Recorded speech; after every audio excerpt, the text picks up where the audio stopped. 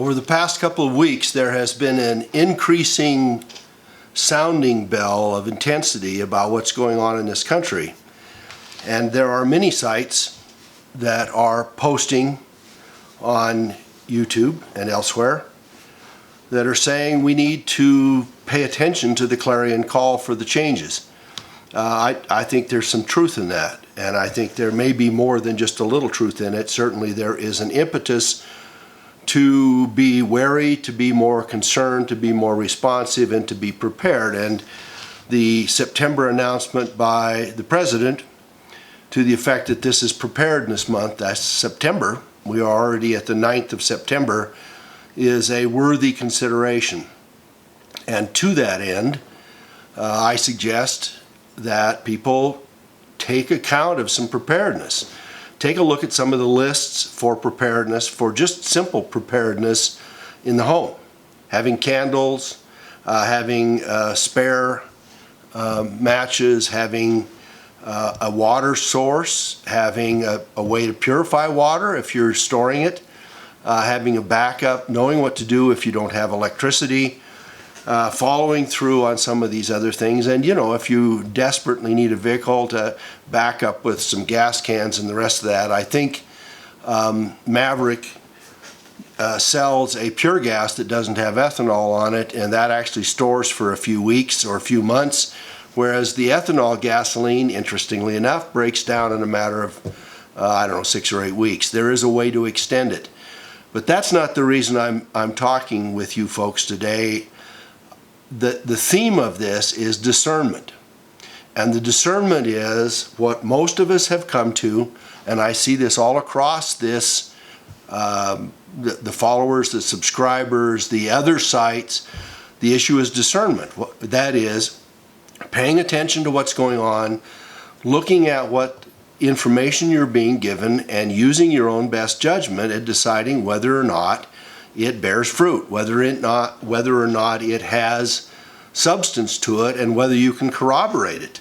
I watched today, and I think I will attach it, a very good article on the Hunter Report. I think it's Greg Hunter and Dave Janda.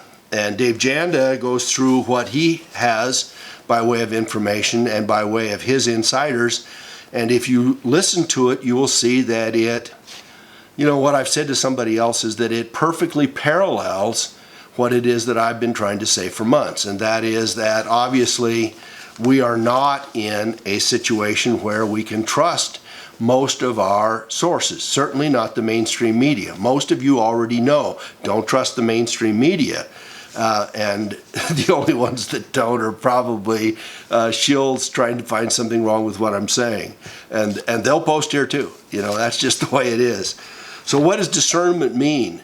Discernment means that you take information in, you look at what resonates for you, you listen to your gut, you listen to the essence of your person, because there are other layers. Some of them would call them the collective subconscious, some would call it a spiritual centering, some would call it a higher source that says to you, yes, this makes sense to me, or no, it does not make sense to me.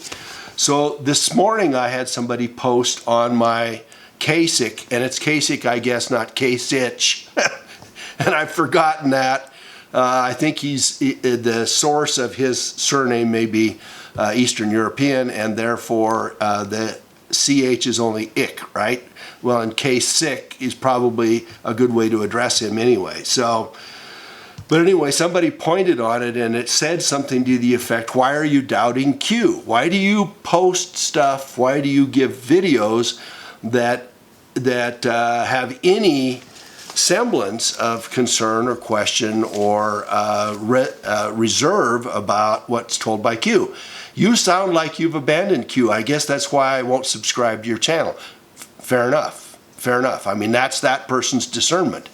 But what I responded by saying is, look, I operate as Q suggested, okay? And that is question and test everything.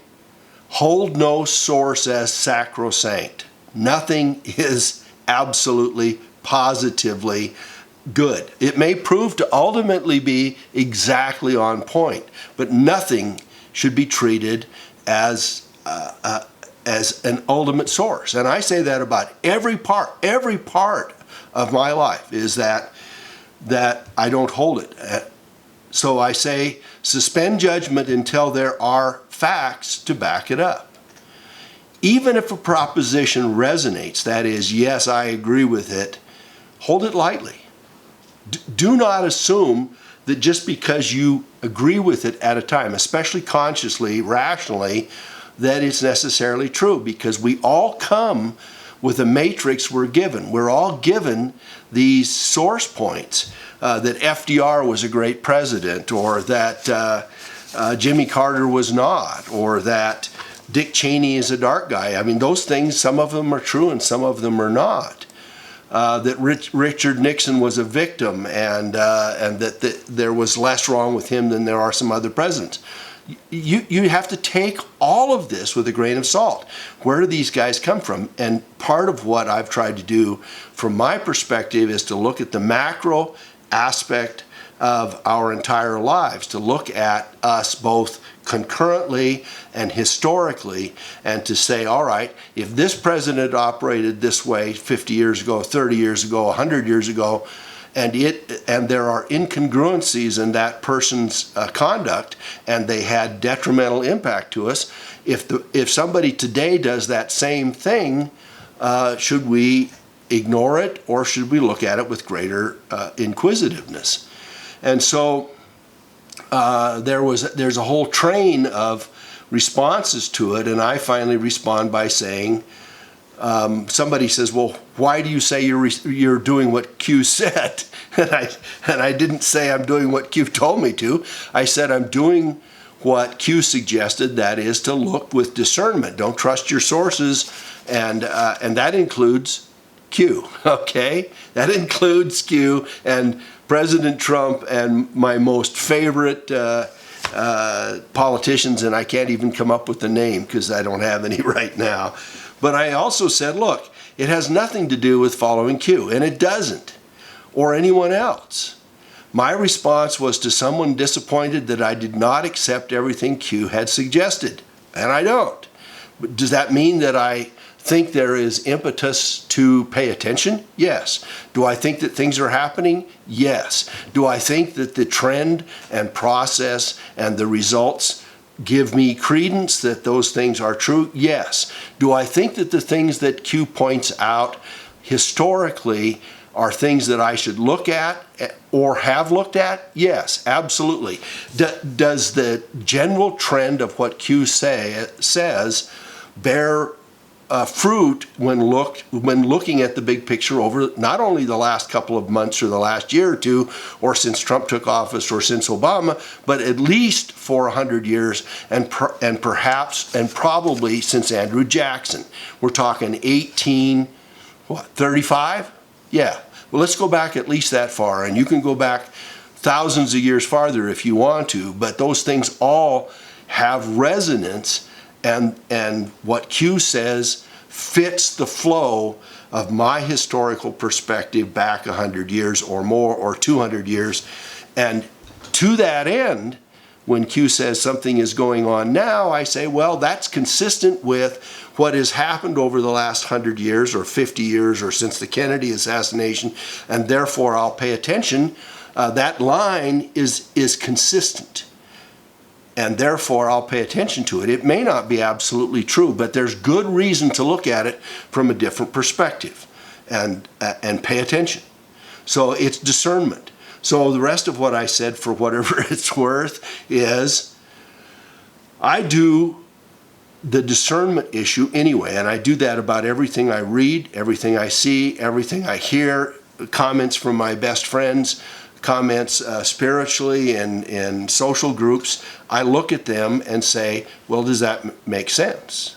And it doesn't mean that one cannot have faith, or does not mean that one cannot have ideals or process or follow or trust in people. It's just, as Ronald Reagan said, trust but verify. So I was trying to respond to anybody who follows another source, including those who may be inclined to believe me. Yeah, absolutely, including if you think I'm the ideal source, because I'm not. I'm just another voice. I'm a person here. Not that this has anything to do with me. I'm a person here who has a view of what the world is about, who tries to share what he thinks about the historical and current aspects of it, and tries to bring a different source of view and perhaps a different paradigmatic perspective about a theory, a working theory about what we have. So I try to always provide nothing but the truth, but each person should take it only as a source, nothing more, absolutely.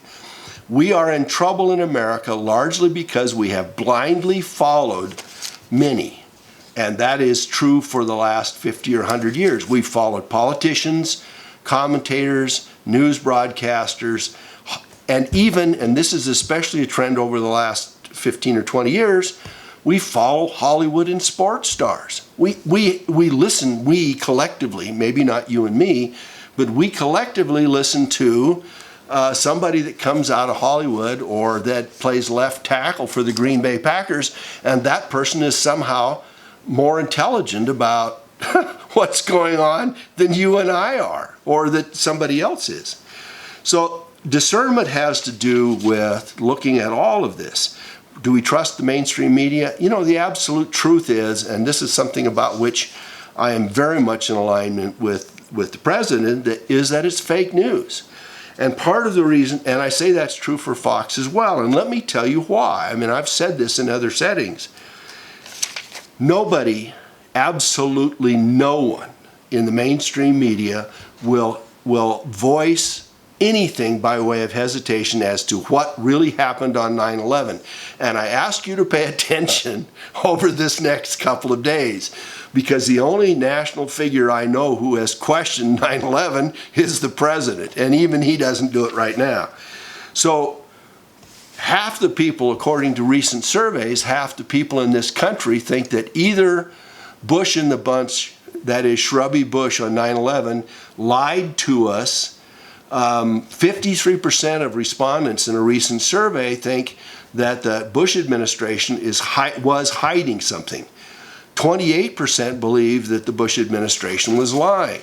There are upwards of half the people in this country that believe that the 9/11 was perpetrated by, at least in part, or coordinated at least in part, by our own government. Tell me, tell me, who in the national media will even touch that? Even say, well, there are crazies. There are crazies that believe that 9/11 was caused by George Bush and Dick Cheney. Yeah, a few of them will put tinfoil hats on people and make fun of them, but nobody will take it seriously, even though we know that it is impossible to have been conducted as it was. The biggest conspiracy theory about 9/11 is Georgie Bush's conspiracy theory about what Georgie Bush tells us we should believe about what happened.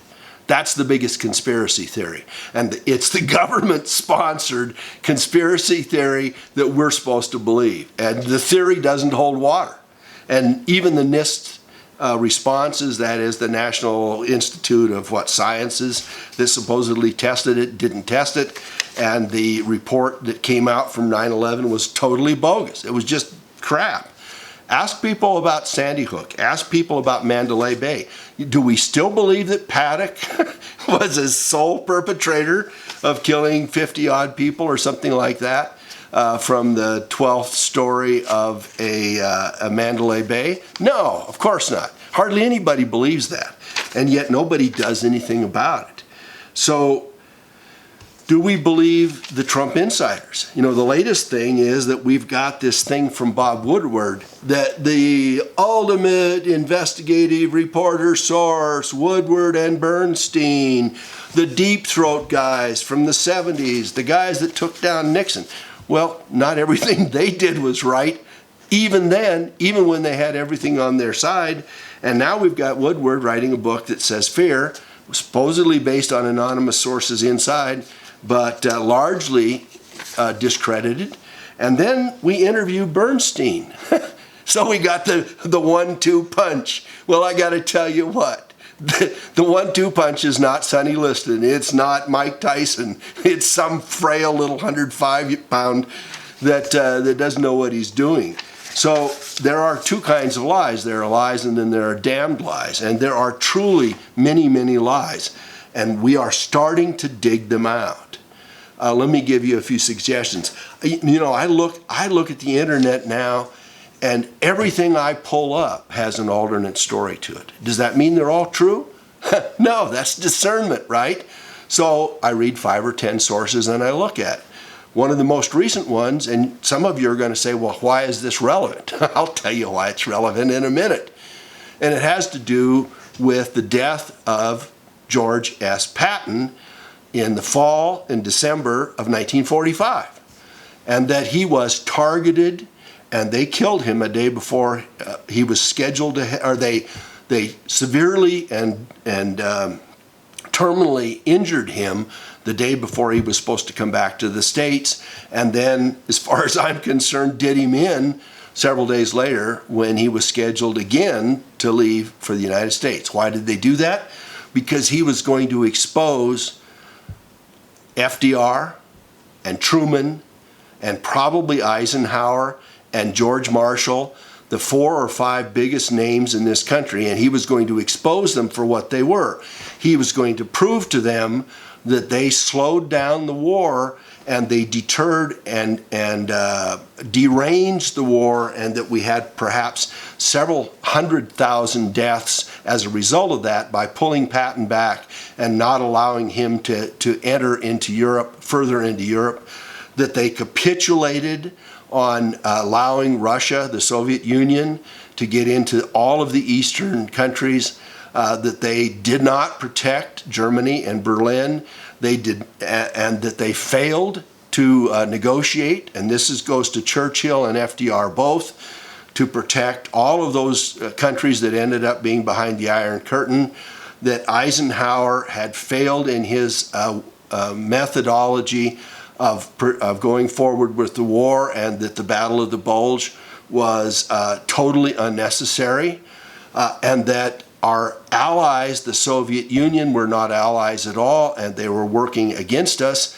and that they were causing severe problems for us across the board, and they were going to be our enemy, and that by capitulating to put them in Eastern Europe, we were going to have huge problems, and Patton was prepared to tell us all of that, and much more. And so I'm in contact with a person who wrote a book called Targeting Patton, and if you don't have it or you're interested, pay attention. So there's that and much more, and it includes the exchange of prisoners and all kinds of other things. But why is that relevant? Well, I'll tell you why it's relevant. Because the predecessor to the CIA, the OSS, probably killed Patton, and they did it as a hit, as an insider hit, and perhaps with the cooperation of the Soviet Union. Tell me what has changed. Tell me what has changed. If JFK was killed by the CIA and everybody else in coordination with it, including perhaps the mafia and foreign nationals, and we have hits now that are taking people out in a much more sophisticated way, tell me what has changed. And so paying attention to the past is paying attention to the future. And the things that you and I learned in high school, I don't care when you went. I mean, I went to high school so long ago, the books have probably deteriorated. But in that process, we were told lies, damnable lies, hundreds and hundreds of them.